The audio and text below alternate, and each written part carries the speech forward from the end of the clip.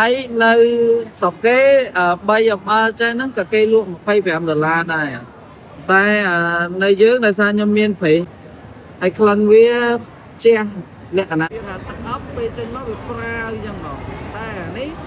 ប្រេងនេះវាងុំនៅហ្នឹងយើងលុញទៅហើយដាក់លើដៃហើយក៏តនេក៏ហិតខ្លួនគាត់អីចឹងជាប់បានយូរលើពី5ម៉ោងហ្មង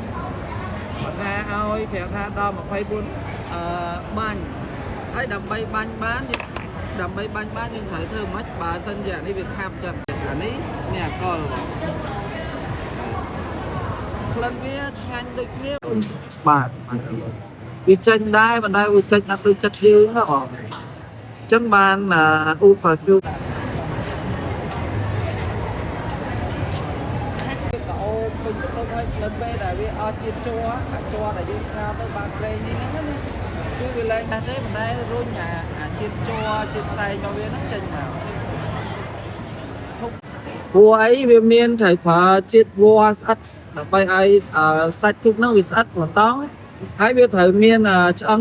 អាស័យហ្នឹងដើម្បីទ្រទូកហ្នឹងបន្តទៀត